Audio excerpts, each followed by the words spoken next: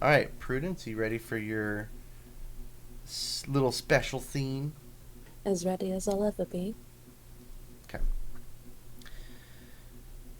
This happens the morning before you head out on whichever contract the convicts have decided to take. At the time of this recording, it is still a deliberation. Um, Being a leader is hard work. So I'd say you probably slept pretty well overnight. Uh, but knowing that you come to a conclusion and a consensus on where you're going, full night of rest is exactly what you needed. And you are a early riser. Do you wake up before the sun rises? Prudence likes to watch the sunrise. Where does she like to watch the sunrise? Mm. Perhaps she climbs on top of the roof of where she sleeps and sits up there. Hmm. Well, there's four floors to the Drengskaper, and on the very top, on what you could call a fifth floor, there is just a parapet that goes all the way around. So, from that parapet, there's some small towers in the corners, um, uh, where I'm pretty sure you know Patches and Jolie. Jolene like to rest. Um, but you are on the east side, um, which is close to where he's at, where he rests, I believe, in one of those towers. But you are quiet and you don't make any sound in the morning. Um, so you are up and you are on the very top floor of the parapet. Uh, the To your left is the entire city of Zobek. To your right is the north and the. Oh wait, hold on. If that's north, then to your right is where you're facing. To your south, to your right is the city of Zobek. To the left is the north. Okay. Um, and where you could see far off in the distance is the mountains of the Iron Crags, where you had previously come back from Citadel Freyundor. It's a very quiet morning. There are some birds who have decided to try to catch some worms. The chill in the air is absolutely apparent. Your breath probably fogs a bit as you are anticipating the sun cresting over the horizon and the black hills that are to the east. These you can see again way off in the distance is the Margrave Forest, but it's so massive that it even covers the Black Hills and causes just a giant green mound. Although now it's probably getting closer to like not quite fall colors, but it's getting there. Um, the end of the highest point in summer has now passed, so everyone is looking forward to harvest time. You hear a familiar but unusual sound at this time of morning. Coming up the left, uh, the left spiral staircase that leads up to this floor, probably the one that you took.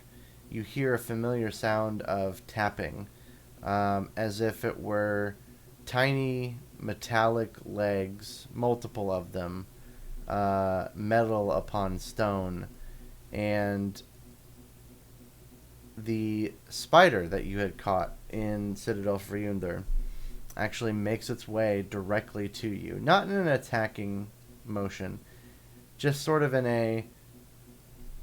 Or it crawls up about 5 feet away from you and then just stops and stares at you. I'm looking down at the little spider. My little spider, I thought. Mm-hmm. Hello, friend. How did you escape from your cage? It taps its two front legs on the ground. Oh, is it two for yes, one for no? Is Victor all right? Two more taps. All right. Well, perhaps we should get you home. You're quite small. I wouldn't want. One tap. No. And it does a thing where like it hinges on all of its legs. Prudence kneels down and holds her hand out. It it spins around. I wish I could be able to animate this, but like it spins around 180 degrees, takes a few, like maybe 3 feet back towards the stairwell, stops, and then turns around and looks at you and hinges again on its legs. This is quite strange. Prudence stands and steps forward towards the spider. Okay, as you do so, it sees that you're walking towards it, so it turns back around and goes even further this time, about 13 feet away, and then turns around waiting for you to keep following. I don't believe there was anything in my breakfast. I have not had breakfast yet, so there's no way that I could be hallucinating. I know this spider hates me. She's saying this as she's like walking towards it and following it.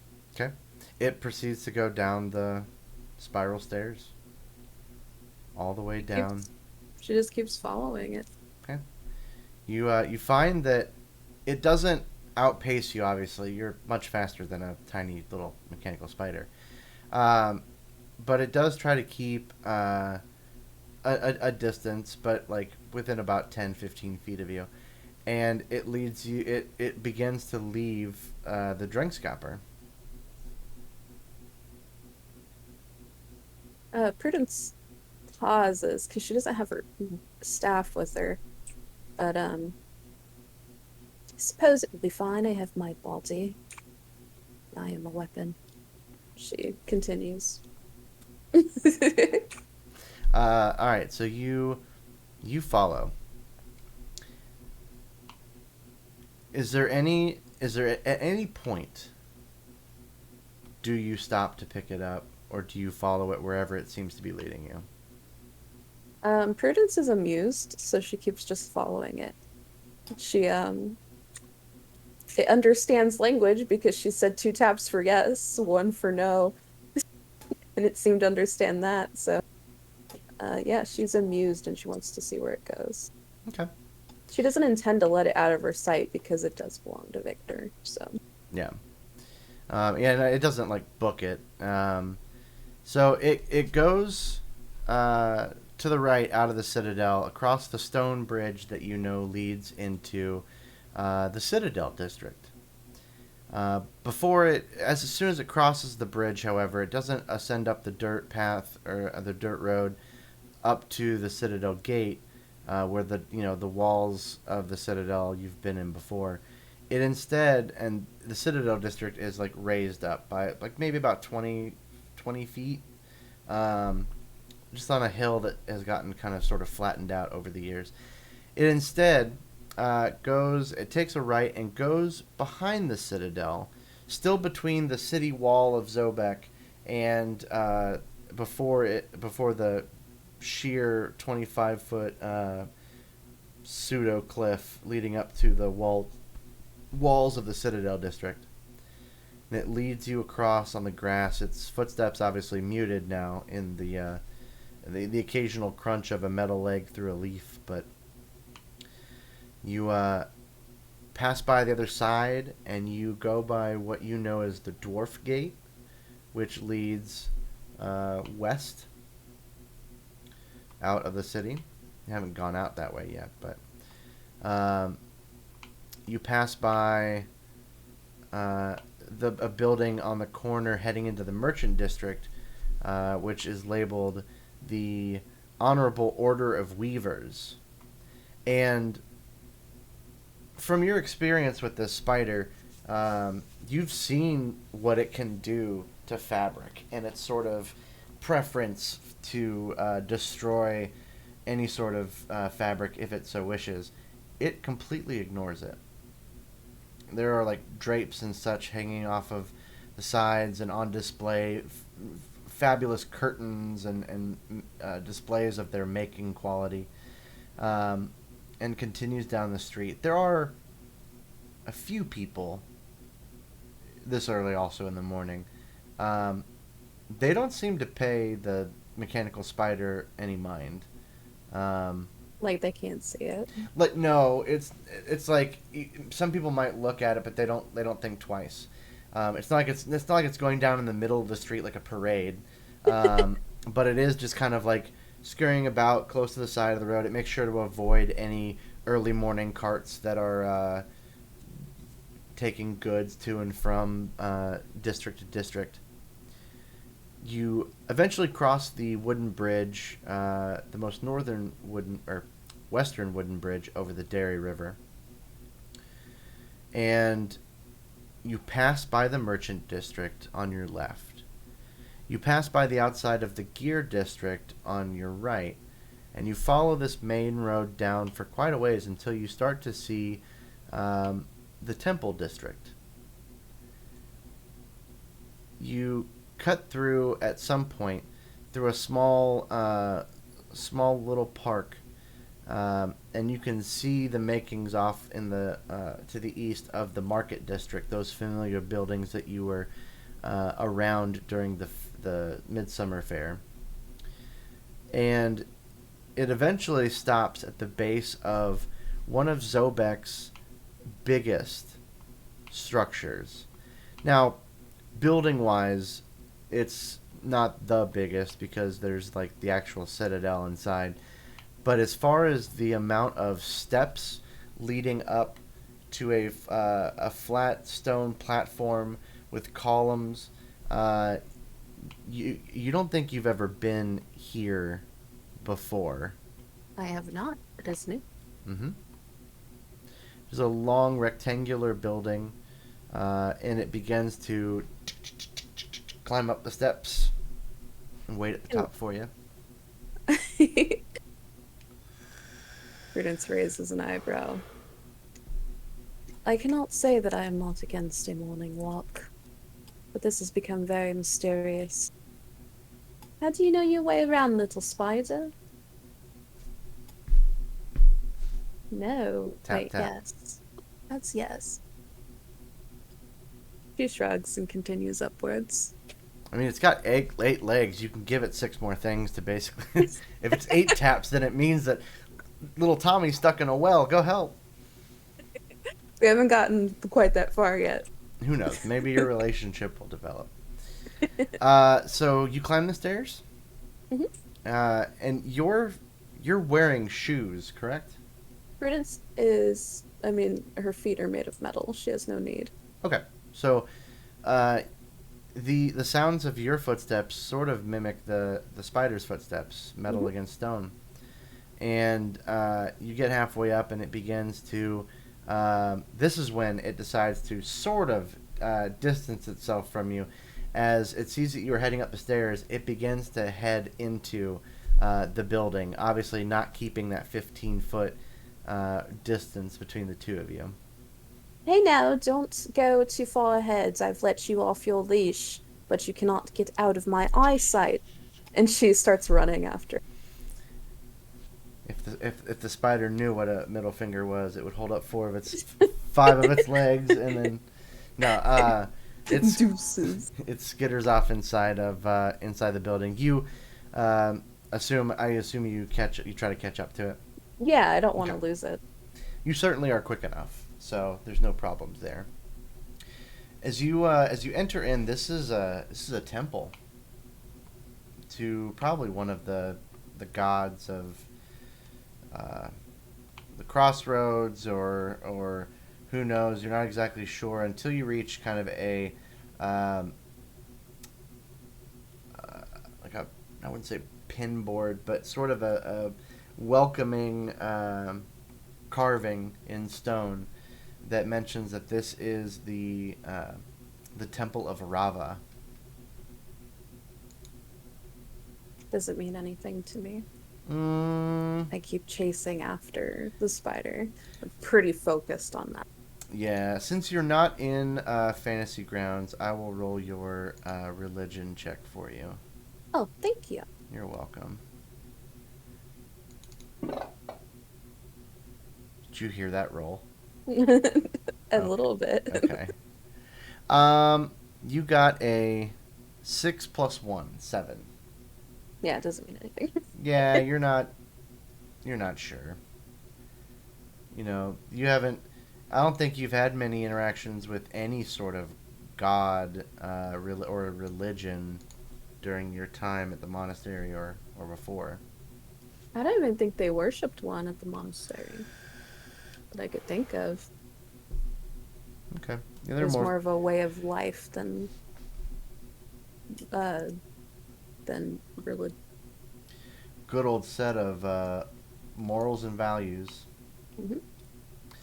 Um, so you don't really pay much of it any mind. There is like one cleric or priest who maybe somebody working there that is lighting some new candles for the day. And you catch sight of the spider as it uh, accidentally bumps up against a wooden pew and kind of like shakes itself a little bit as if it was dazed for a second, and then continues up to a statue of presumably the patron up near the front altar. And I dive for the spider. You dive for the spider. Hmm. Are you trying to catch it? I'm trying to catch it. Mm, I don't like its sass. you don't. You don't. No. Let's see what your athletics has to say about that. You got a 4 plus 2, 6. Oh no. So you I sort of, bump into the same pew. yeah, you make a little bit more noise, being a little bit larger, um, and you kind of fall like on your knees and like forearms, and knock your head up against the same pew, um, and you get up quickly. The priest lighting candles stops for a moment and just looks your way. And Sorry, sorry, I've lost a pet. I'm chasing after it. Don't mind me. they quietly bow their head. Um, roll for concussion. No. Uh, so you did not manage to catch the spider there, but it is there at the steps. There's about 5 or 6 steps that lead up to an altar that is in front of a large female statue. This statue is of a long-haired woman with flowing robes, and sleeves that go probably like they're super long. They're like a couple of feet on from the top of the wrist all the way down. And then Hide a one, lot of chicken nuggets in there. you could hide so many chicken nuggets.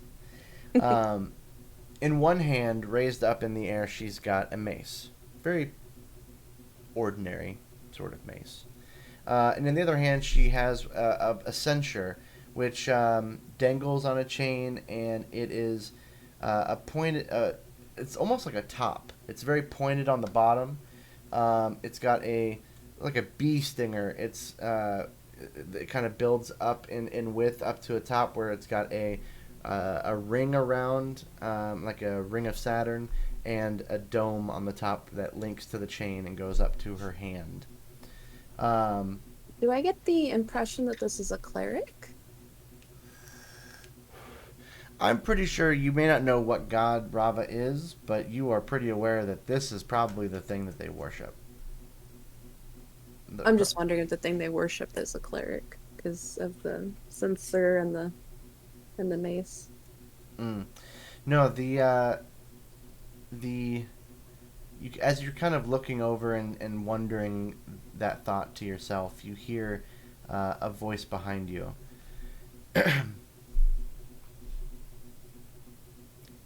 Good Oh, one. did it just clear its throat? Mm-hmm.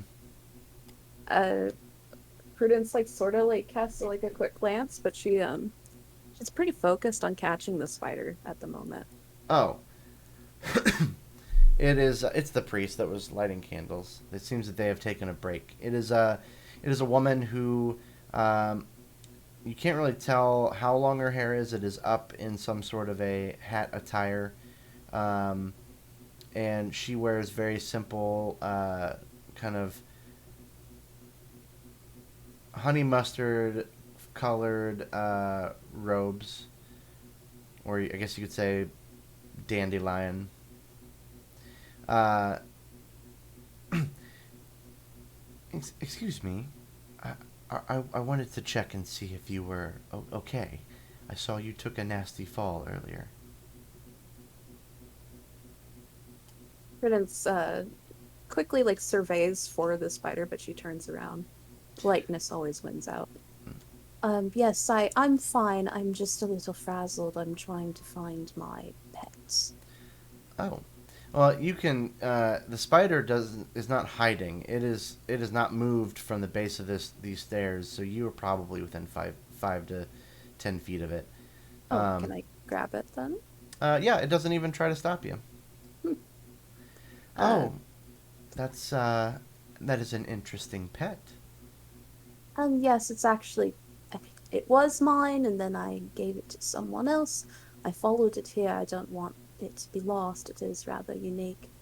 Um, I'm sorry that I bumped into your pew.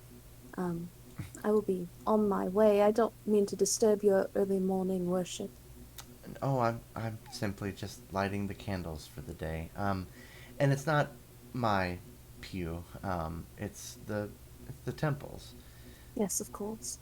Um, are you don't know anything about Rava, the the gear goddess? She like looks upwards at the statue. No, I cannot say I do. I'm not really from around here. I've only just recently relocated. Mm, Um, and I was mostly raised in a monastery that did not really have much worship. I do not mean to offend. I see. Well, depending on where you're from, I do know that Rava goes by the goddess name of Ariadne. Um, she's Rava's the patron of the city of Zobek. She's uh, one of the city's biggest patrons. Um, I'm sorry. It sounded like you needed to be somewhere. Well, I have caught the spider. Can't remember what Victor named it. What was it? Something really cute. Puddin'? No. Right? Putters? I have no idea. Yeah, I think it was putters. Putters. I've caught putters, so, and he doesn't seem to be moving. Are you okay, little fellow? Tap twice. Oh, I'm glad that we can communicate, you and I. We've probably gotten off on the wrong foot. And she taps her foot twice to make the same sort of metallic thing. Hinges again. That is quite I would say, a remarkable pet. I'm assuming it saves you quite a bit on feeding. Prudence laughs. Well, like I said, it does belong to somebody else now. I think he's imbued it with some sort of intelligence that was not there before. Um, well, any sort of construct um, is simply a blessing from the goddess Rava herself. She's known as the gear goddess, but she's also known as the clockwork oracle, mother of industry, spinner of fate, the merchant goddess. Um, there's actually quite a bit of symbolism between that mechanical spider and the goddess that this temple is built for. Do you believe the spider came to worship? I cannot say whether or not the goddess wants her creations to worship her. There's still much debate of whether or not they have their own individual souls. And she looks down. You don't need a perception check to see this. It's putters. There we go. Um, she looks down and she goes, "But you, on the other hand, do have a soul, and you have some blessings of Rava yourself."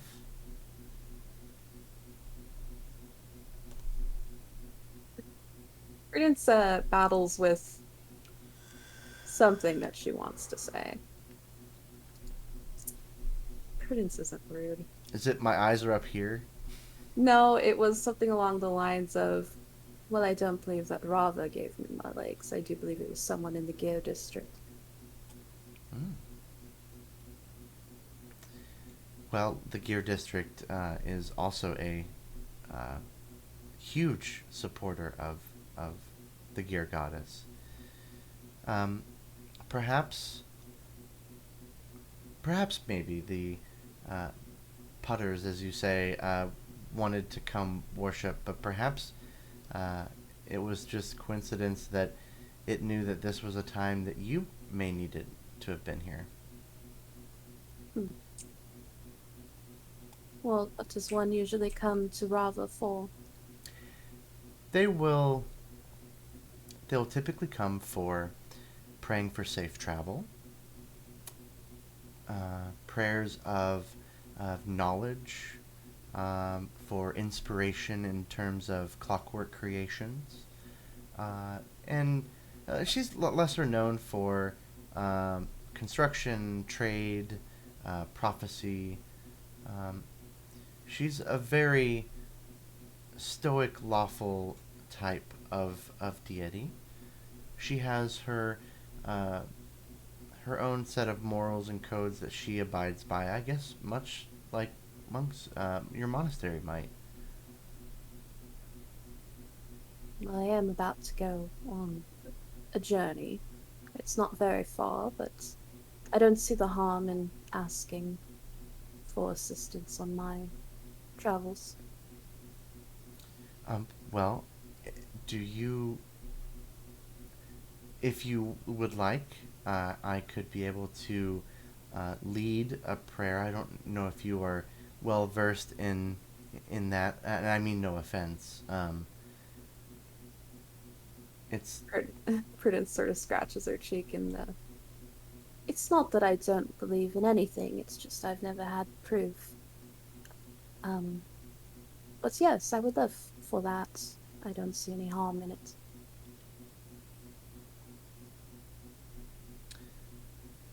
she, the woman nods and goes, "Okay. I suppose you're probably gonna hold the spider while you partake." I don't want him to run away, and I don't fancy bashing my head into another pew trying to dive after it, if you don't mind. One tap. Okay. Well, um, I you don't have to follow my lead. Um, I'm going to kneel at the altar and pray and say a prayer out loud. You are more than welcome to um, simply listen or bow your head in respect to the goddess. Um, but that is all that we ask. Prudence will wait for her to kneel, and then she'll begin by bowing, but then she'll like kneel next to the priestess. Okay.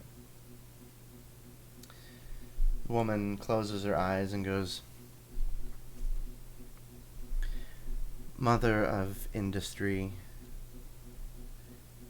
we call on you today as our dear visitor is about to embark on a travel far outside of the city walls of Zobek, your blessed patron city. May you bless her travel, making it safe and productive. May her exploration grant her many boons, and may your favor watch over her and those she accompanies for a safe return back."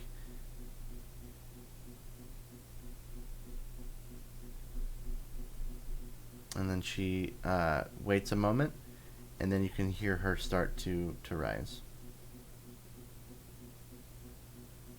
Prudence will say, uh, "Thank you, Rava," and she will also stand. The woman goes, "You're welcome." Yes. She thanks you. I don't. Before the first morning service, which is in about an hour, and I do have some more candles to light, of course.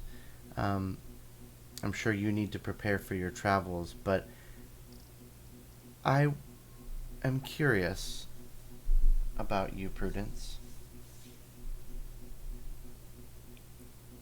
That is your preferred name now, yes? Yes, I don't believe I told you my name. You did not, and I don't want to alarm you. Um, I actually know you quite well. In fact, again, I don't wish to scare you off, but I do know your birth name.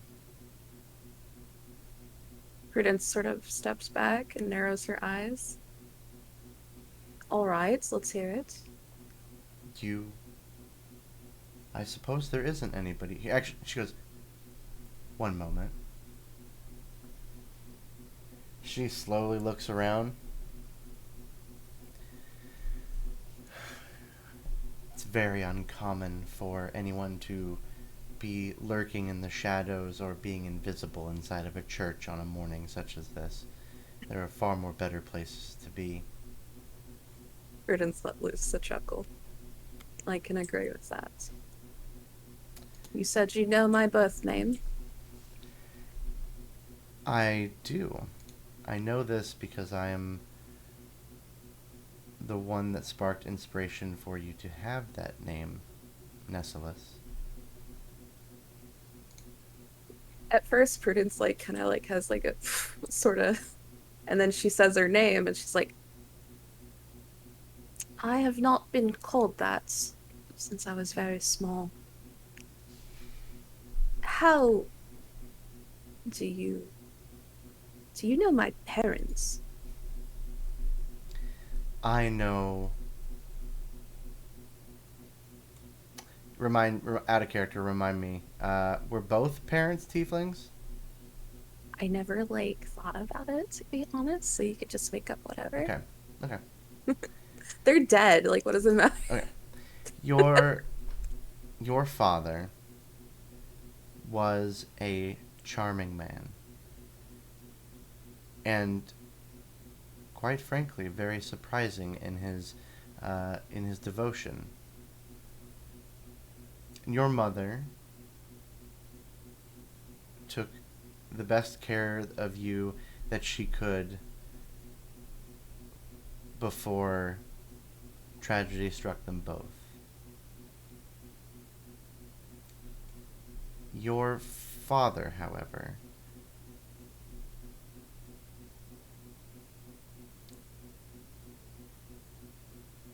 is your real father. Your mother is simply the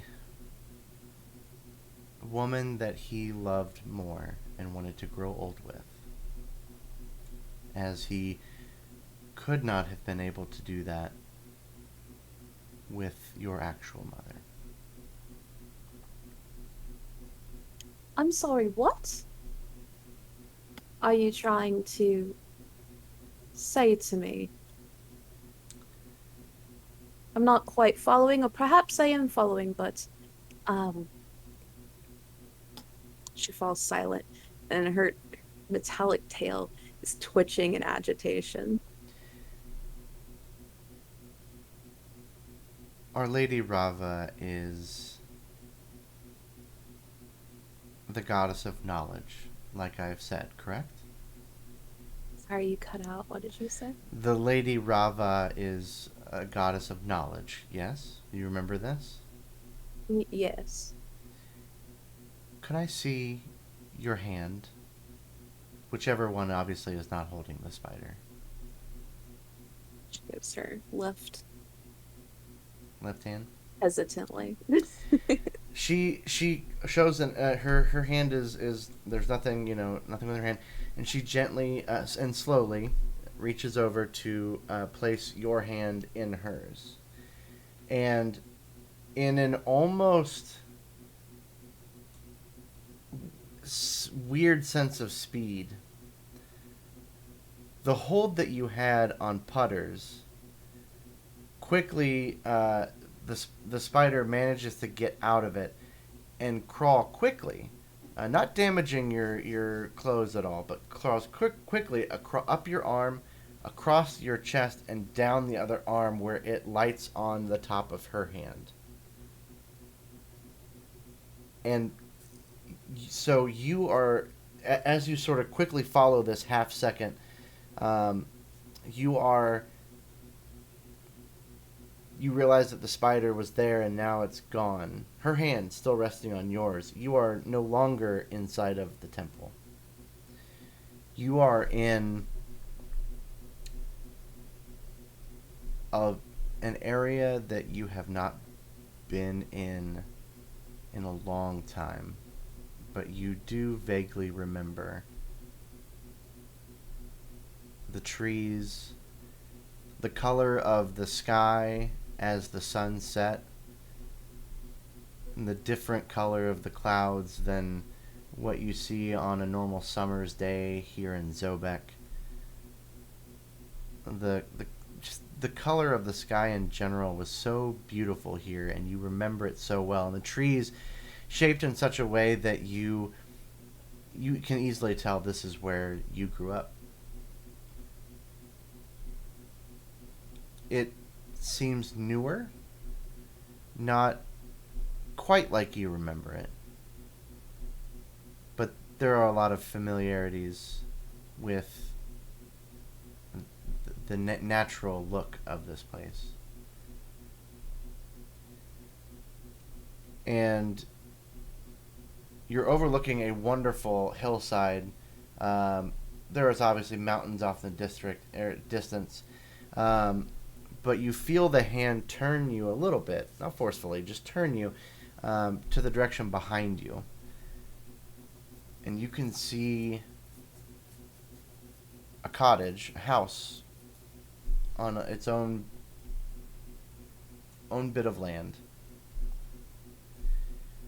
There is no artifice or mechanical structures around here. It is just as natural as Poppy's farm, just not within city walls. And you see a tiefling man. His skin sort of a healthy shade of pink, like a pastel pink, but not like neon. Uh, he's wearing a nice, clean white collared shirt with a brown leather vest over it. Some nicely tailored pants and some nice shoes. His hair is slicked back in a way that sort of flows with his horns that go towards the back, and they they wrap just at the tip towards the back of his head, sort of as if it were holding his hair in place. Like a crown. So yeah, like a crown. He is carrying in one hand a large sack. Must be very heavy. He's not struggling with it, but he is. It is obviously taking a little effort to make sure that he doesn't drop it. And firmly clasped in his other hand is a hand of a woman, human-looking woman. Long black hair, flowing robes. You're a smart individual. It is almost like the depiction of the statue inside of the Temple of Rava. She doesn't wear a hat of gears. She doesn't have a mace or a censer in her hand. But the design of the robes, although the statue is not in color, you don't think you'll ever be able to look at that statue again and not see the red undergarment, or not undergarments, the red underrobe and the red sash that flows with the gentle breeze, and um, the red links on the end of her long sleeves. A necklace with 3 flowers, daisies, on rests on her chest as they both look at each other and smile deeply.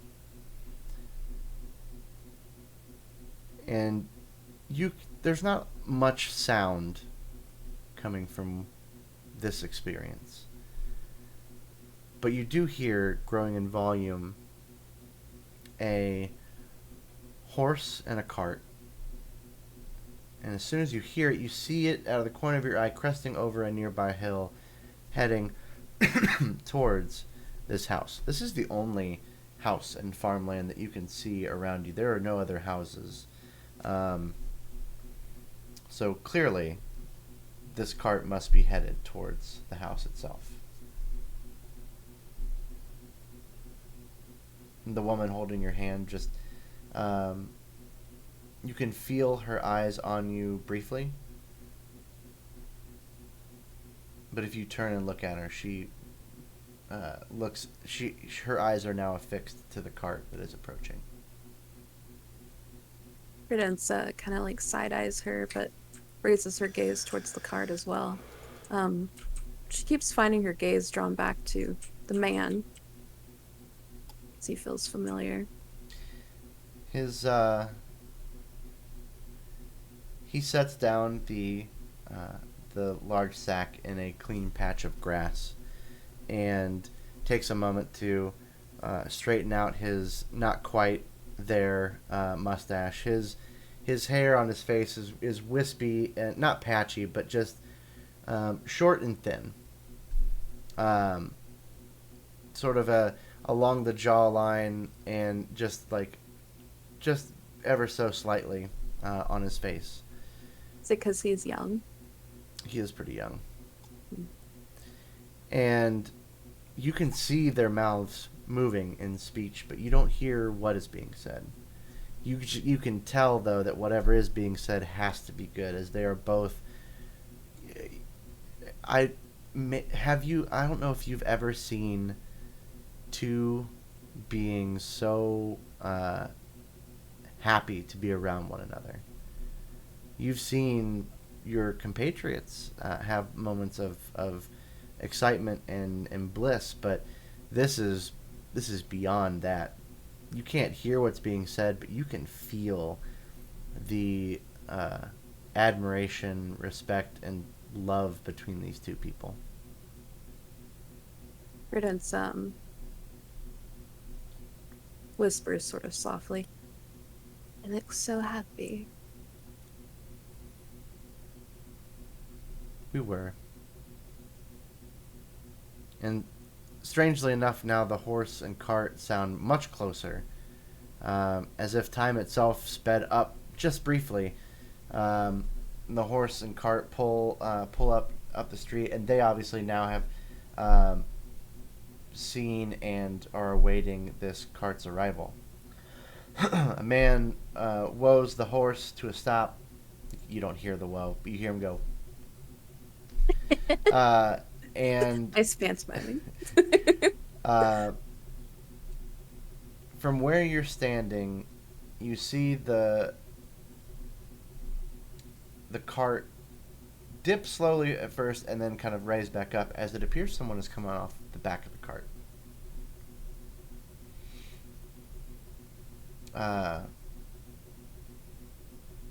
As a pair of cloven hooves and kind of a maroon colored legs, tiefling legs, bring a tiefling woman around the corner of the cart. Her hands full of books and a few trinkets and a large backpack on her back. She seems delighted to see the both of them, and your father rushes to go help her with her things. Um, the woman, the dark-haired woman, uh, waits for a bit and observes. Similarly, the uh, priestess that you were with also observes the interaction as if she's seen this before and she's looking back on it fondly. And the your father and this tiefling woman um, share a embrace after he takes her load off of her arms and begins to walk back as the woman that he walked out with joins them halfway. And after some more jovial and blissful exchanges, they head back inside. The man in the cart continues to drive away.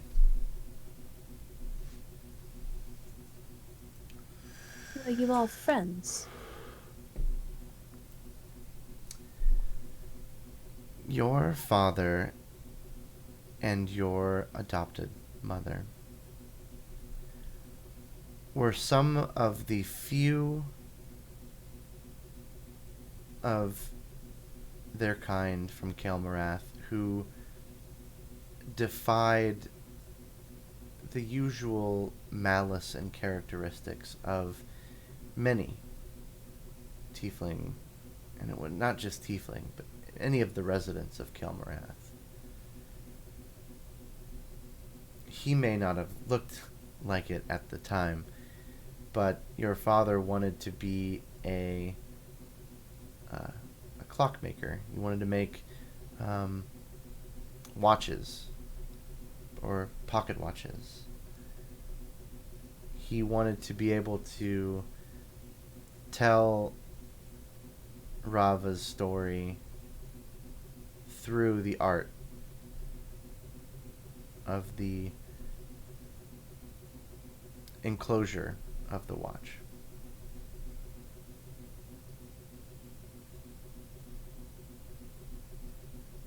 Prudence is quiet as she's looking at the house that is occupied but closed off to her.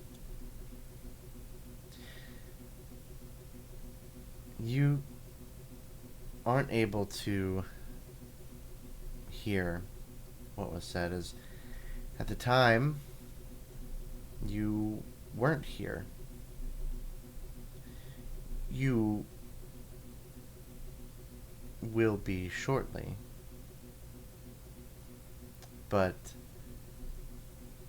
the woman in black, the black hair and the red and yellow robes, that that was Lady Rava, Ariadne, your mother. You use the term was. She looks at you and kind of grins on the side of her mouth, and her face is kind and gentle, and goes, "It depends on how you want to go with that knowledge going forward. You can choose, and that is the freedom of knowledge. It gives you the insight to know better what choice you want to make. You can keep things the way that they are and remember your parents the way that they, with the memories that you have. And your adopted mother loved you just as much as Rava did.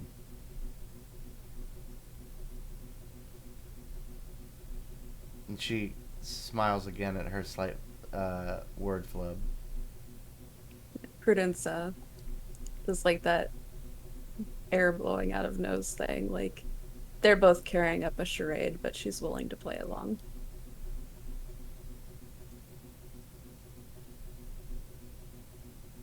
If two people could be so happy, What could possibly make them give that up?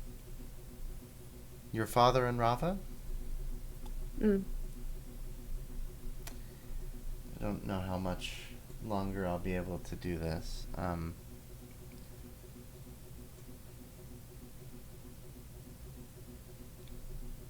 I was unable to give your father the gifts that I have. Longer, so, longer life. I am immortal. I live forever. He loved me enough for 100,000 lifetimes, but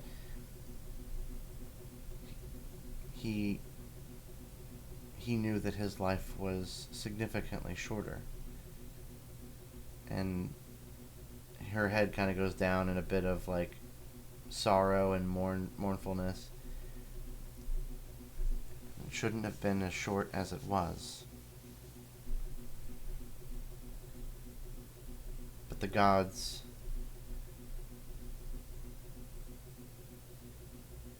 you might get this analogy. You like fighting, right? How did you guess? Uh, I can assure you that your friend in the pit is okay.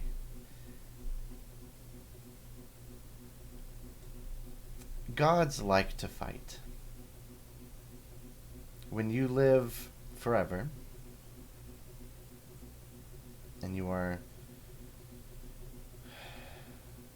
have all a lot of responsibility, but even more so power or ability, and you live forever.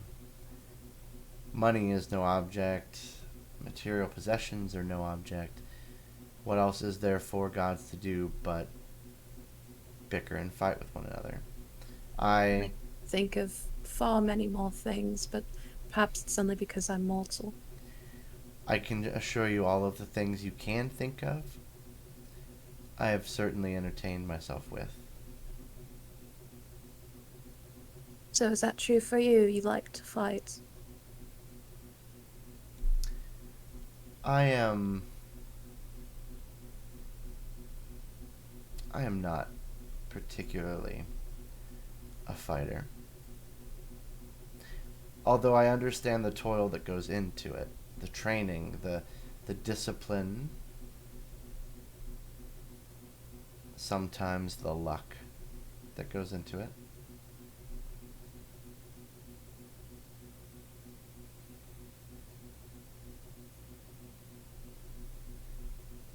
Is this why my parents are dead? Because you don't like to fight?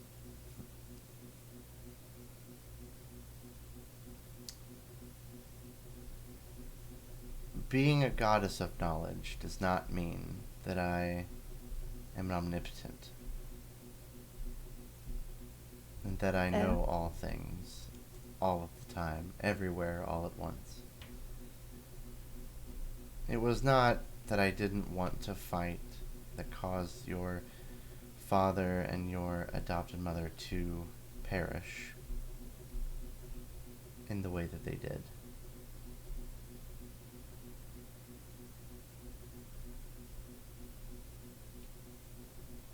She pauses for a moment as she kind of just stares at a nearby fence post, a little bit longer than she's ever taken a break before, but then she continues. She goes,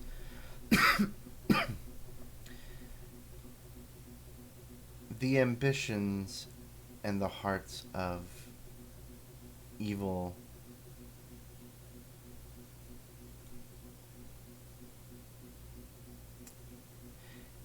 it is hard to follow the rules when you know very well that there are those out there who will break them just as easily.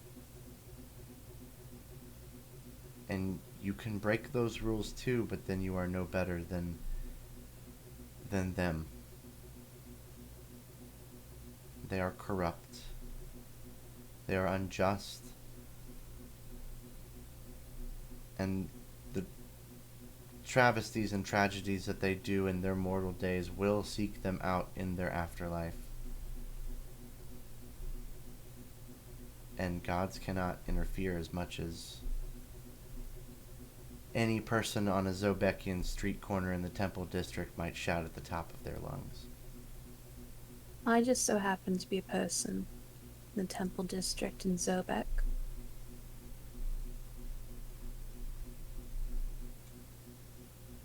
And you happen to be a goddess of knowledge.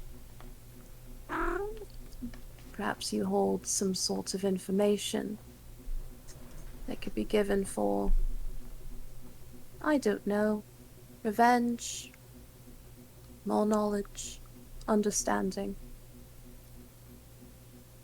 Revenge is not. Let me rephrase that. Are you vengeful? I am unbalanced. Not quite fitting for a monk. They would not think so. That explains the pew. A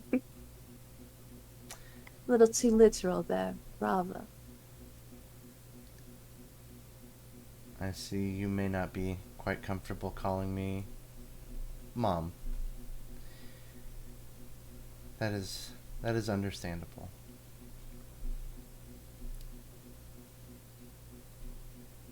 You are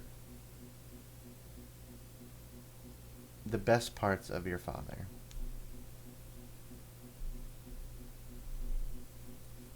And what parts of you am I?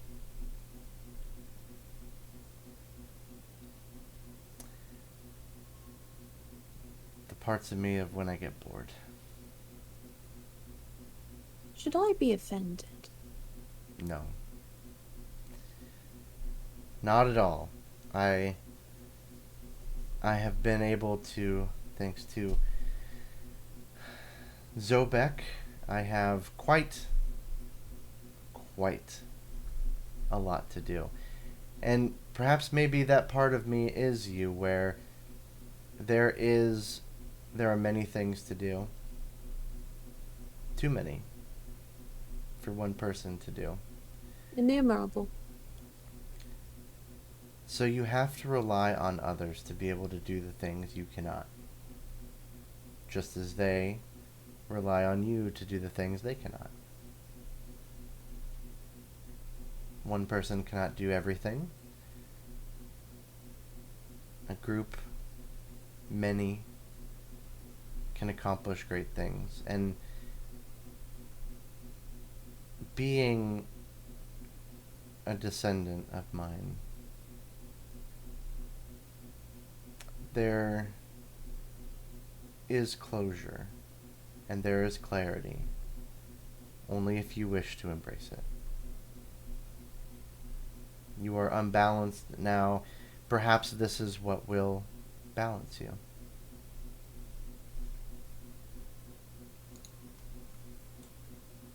I will embrace it, although I'm not quite sure how just yet. Are there others? How far does your boredom reach? What do you mean by others? Other gods? Because I can assure you there are many. Too many sometimes. Am I a big sister?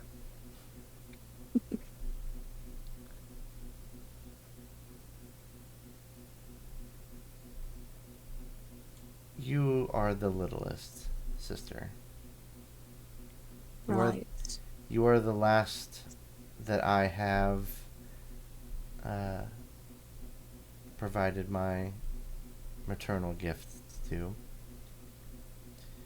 Others have, in ages past, risen and fell, carried on my name and blessings for much longer than I assumed their spriteful nature would have carried them.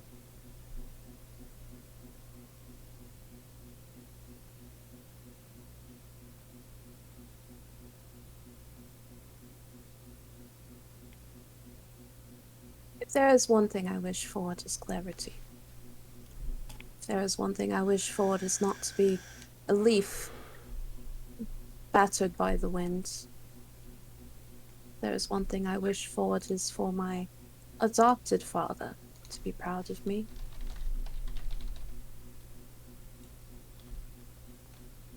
Sarnan? Mm. He gave me this new lease on life.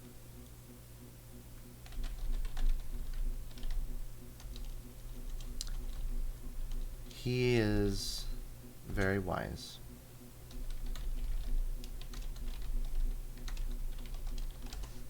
Prudence kind of gets an angry look for just a moment before she. Where were you, by the way?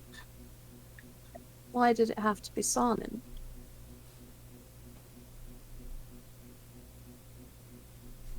Well, every god or goddess does things a bit differently.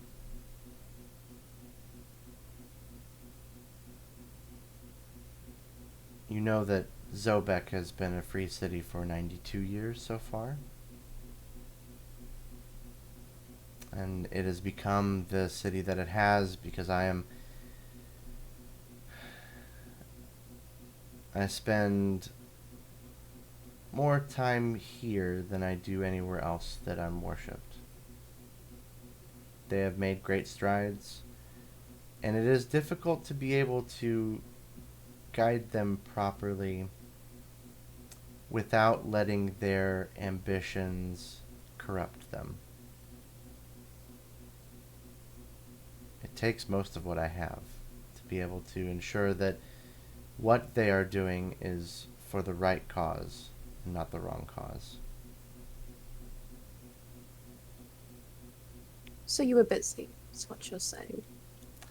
If you were raised thinking that gods were perfect, I have unfortunate news for you. I was not raised to believe in gods at all. And here you are, half of one. Here I am not quite sure if I've concussed myself. That was a pretty bad fall. I thought you would probably be able to catch putters a lot quicker than that. Yeah, I'm not quite sure. Maybe it's because I wasn't the one rolling. Speaking of putters, cute name, by the way. I did not make it up. She gives you her eyes squint and she gives you a smile. She goes, "We'll talk about that another time."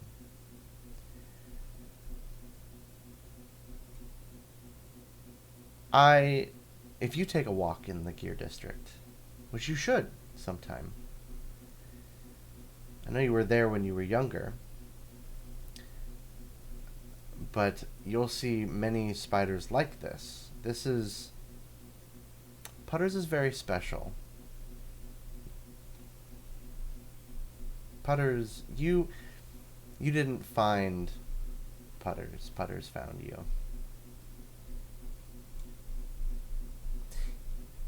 And he says he definitely did not like being locked up in that room for as long as I had put him there. Again, we're not perfect. Seems rather forgiving. Although maybe he did take his malice out on me when I found him. Oh, I'm sure you were able to take it. You're tough. Quite easily.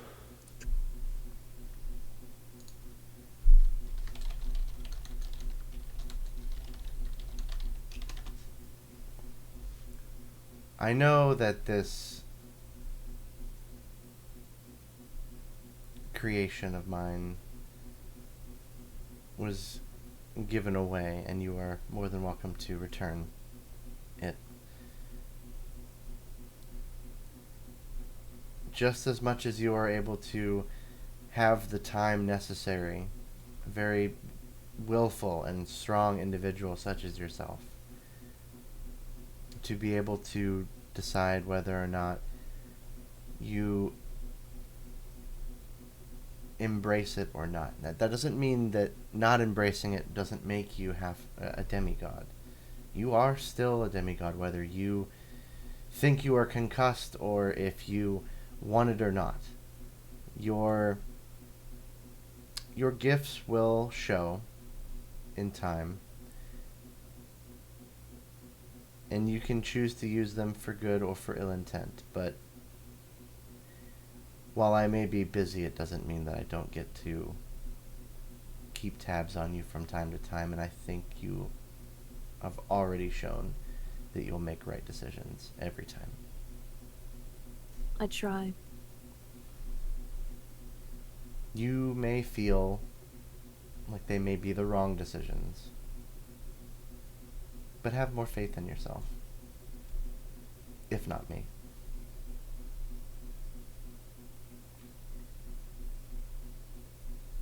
So is this like a sort of sign on the line sort of deal? Or is this a believe in yourself and the path will show to you? I don't. She laughs. I don't think. I don't think you were there when the deal was made. When your father and I loved each other that much. God forbid. That'd be weird. I'm sure. It is not something you have to sign. You will get it whether you are prepared or not, and what you choose to do with it is your choice. How am I going to explain this to. Am I even going to be able to live a normal life? I will tell you that if you were to casually go around and shout from street corners that you are the child of a god, any god, doesn't matter who, you are still mortal. You can still, unfortunately, perish. I'd be more worried about ending up in the red house. It's the opposite of the blue house. It's for the crazies.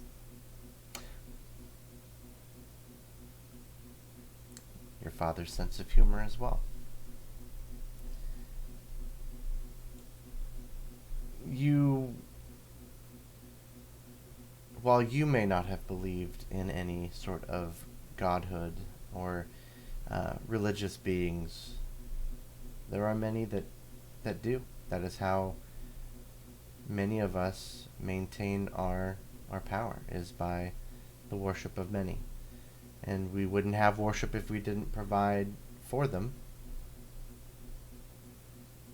And if you were to, again, it is your choice if you want to. I can tell you that I have witnessed some of my own who have taken it a little too much to their personalities, and they find themselves poisoned to death or assassinated.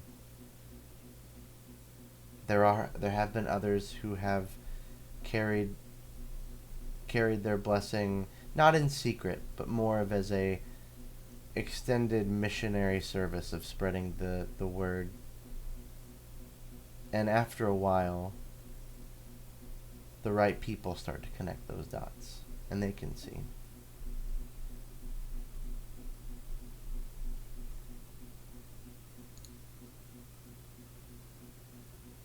So,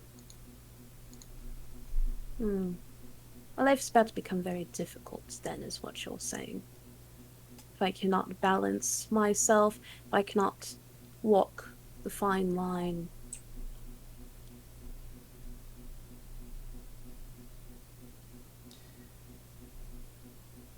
Balance,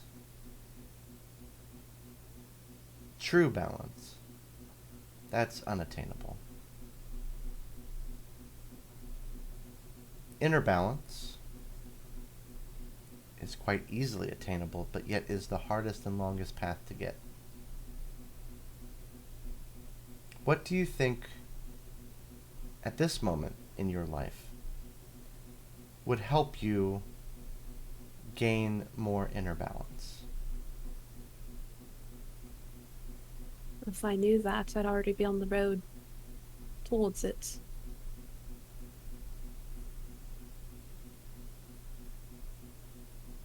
Certainly you can come up with something. Hmm. What troubles you the most? Prudence sort of stares off. She considers the question. Because Angie needs to consider the question. It's very philosophical. It's very, very. You're getting all Confucius up in here.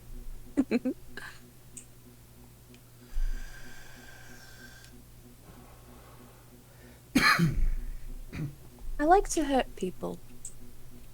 I like the way that it makes me feel. I like how it gives me. I like how it gives me power over myself.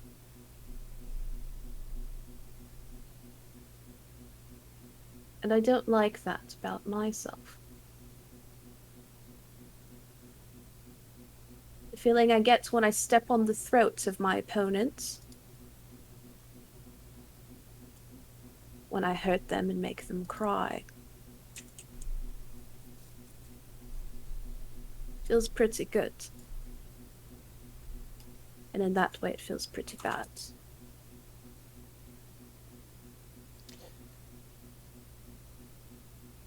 For that,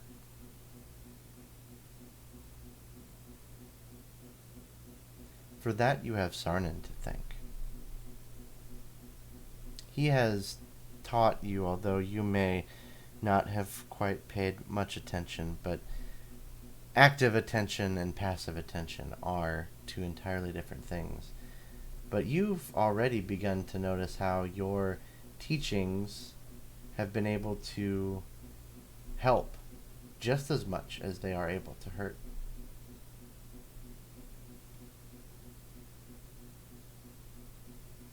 And that is, it's a very rare thing to find in the world. You are not only incredibly rare by being a monk of, coming from that monastery with that teacher, and now on top of that you are also a demigod, a child of a goddess.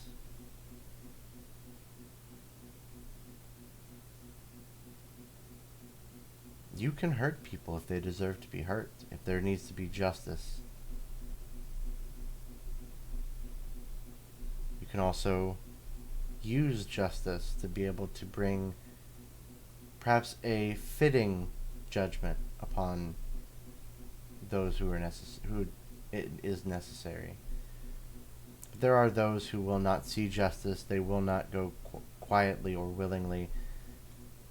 There are those that are monstrosities like the Darrow and their madness.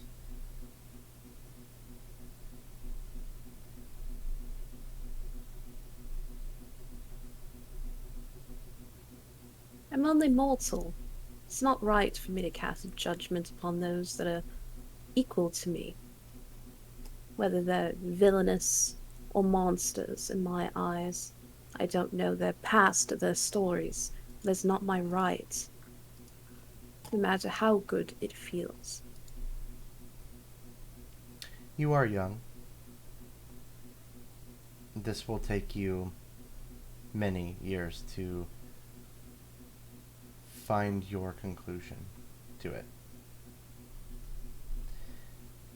So if it's not the fact that you like to hurt others, but you feel bad about hurting others, how about those that hurt you?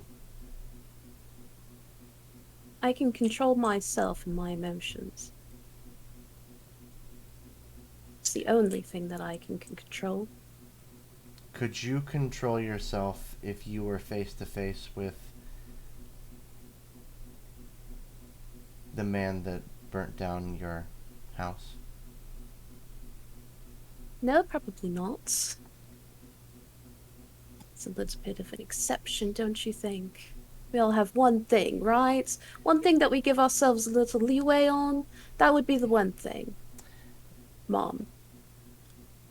She smiles hearing that. It is a difficult thing justice, order, law. Chaos seems so much easier.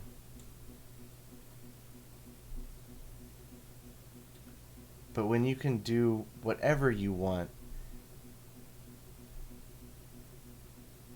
that complicates things for, like a spider web. It has forever reaching consequences to people or beings that you may not know or have even met. It takes a certain type of character to stick to those morals, those self laws that one writes for themselves.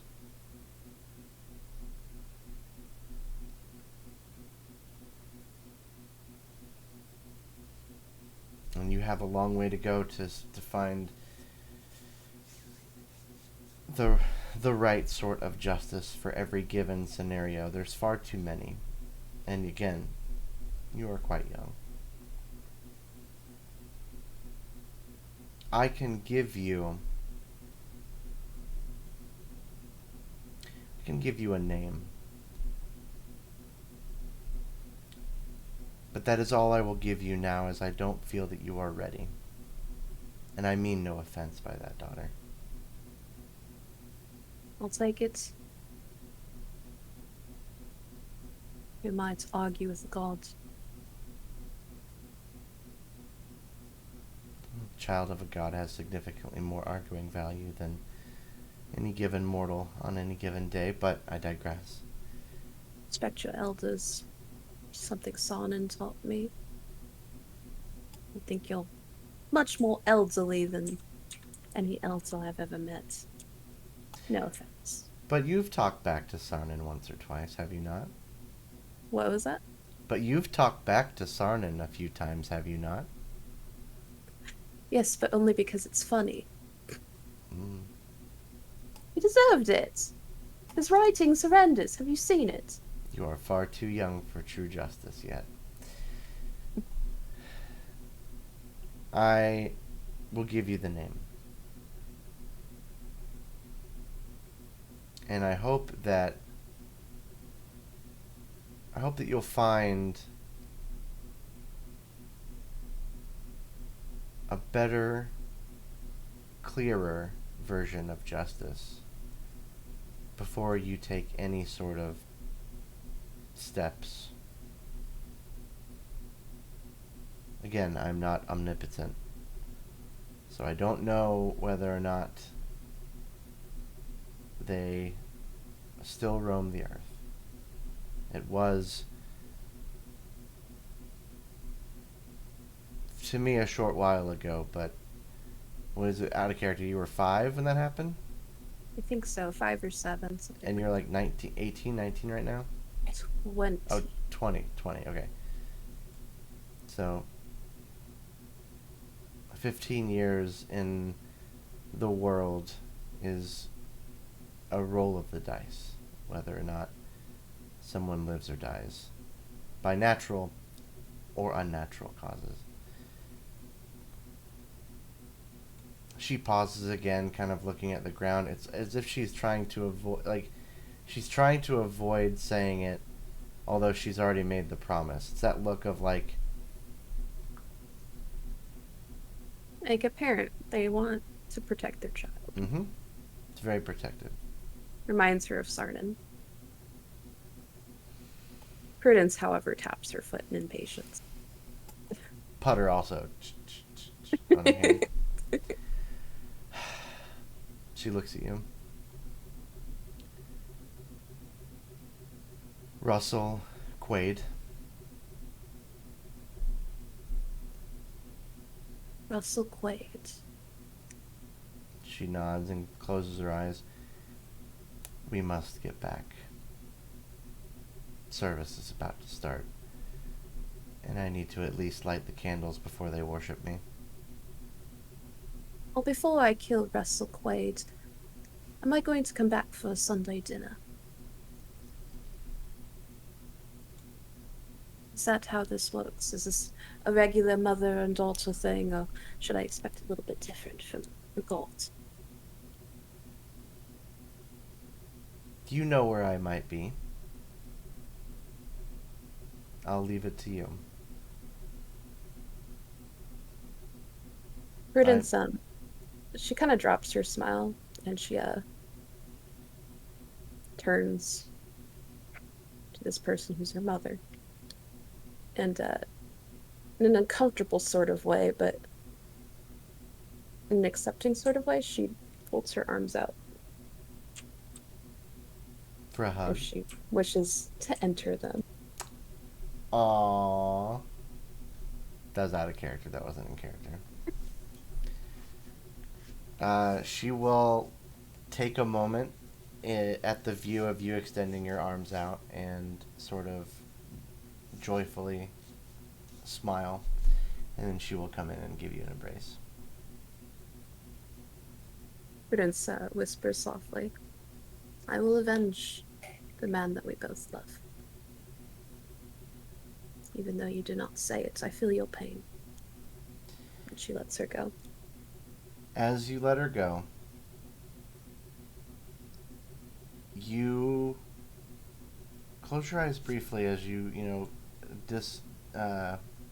disconnect from the embrace, and you hear her whisper.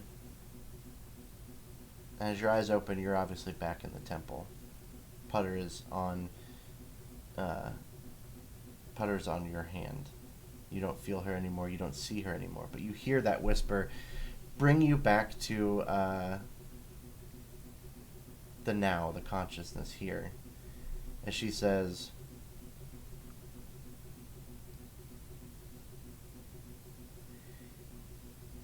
he has already suffered quite well for his sins, but that is your decision.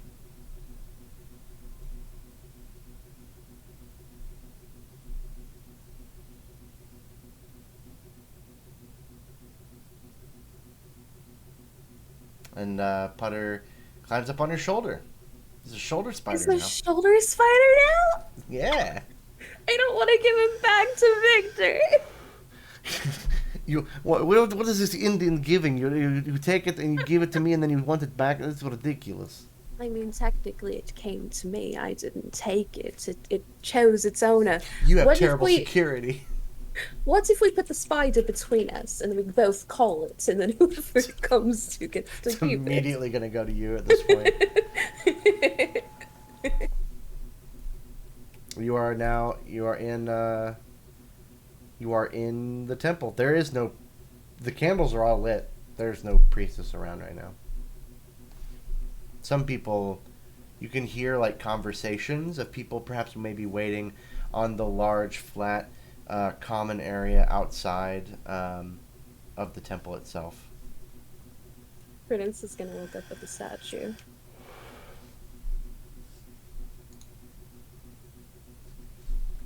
Perhaps I should leave an offering. Seems that I'm religious now. And she pulls an apple out and sets it down. That's all she has. And she's gonna go back and give the spider back to Victor. How nice. That, by the way, is a picture of the temple, so you can see kind of what it looks like. Mm. Yeah. Prudence is gonna be visiting this place a lot now. It's pretty cool. I mean, it's a big building with a big, like, area around it. It's literally the biggest thing in the temple district by far. So you head back to the Drengskaper. Yeah, you're gonna let me talk to Victor. All right. Of course, it wouldn't be an NGRP with about 5 minutes ago. We're going to talk to Victor. All right, so you go back to the Drengskaper and you are at Victor's door? Yes. Yes. I knock. I Okay. knock on the door that belongs to Victor. Victor Trapesky. Victor Trebesky is Here, one moment. Fearless. Wait, what? One moment. And he answers the door. He has thrown on slacks or pants and a kind of a white long sleeve shirt that isn't quite finished buttoning up yet.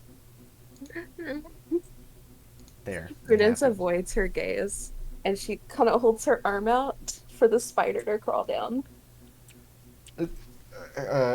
Sorry, it was quite early in the morning. Hey, how did Butters get out of my room? She's still like looking away. I don't know, but it found me. You need to be more careful with gifts. I- Perhaps the bars are not quite close enough. He buttons up completely. I apparently don't have buttons on this sweet shirt that I got myself. He looks over, and you can see inside. His door's cracked enough. You could see that the cage that he had Putters in, bars aren't bent. Door's latched shut, locked. And he goes, "This is I'm glad you brought him back. There apparently needs to be more testing of his escape artisan abilities." Oh, he knows kill trick now. Do you want to say? How long has he been out? Prudence doesn't answer, and she turns her palm over so Putter can sit in it. Putter, do you like Victor? Once or twice for yes, once for no. He crawls down on your hand. Oh, he likes you. With the, but I, He has many legs. You can train them all for different responses. I'll leave that to you since you're the researcher. Here, take him. Remember, twice for yes, once for no. he doesn't eat fabric anymore. What I don't understand. Perhaps he's full.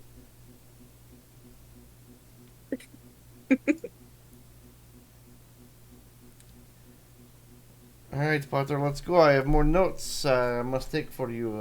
I guess I'll leave you out of the cage. Great. Prudence does like the awkward, like, well, Midwestern knee slap. Time to hit the old dusty trail. She like walks backwards. See you, Mr. Researcher Victor Chapesky. Just call me Victor. It's fine, Prudence. Thank you for stopping by and bringing back the spider. She covers her face when he says her name, and then she leaves. Okay. I'm surprised you didn't go. About to go on a really big adventure right now. Very risky stuff. By the way, I'm a demigod, so why don't you take me out to dinner? All right. So you head off, getting ready for your adventure, your next contract, with a lot more information than you probably bargained for, and this will be quite a memorable sunrise for Prudence, wouldn't you say? Yeah, I think so. Still not quite sure if she's concussed or not. But, time will tell. While I look up the status conditions for concussions, this will end our current scene. Thank you for playing. Thank you. I had so much fun.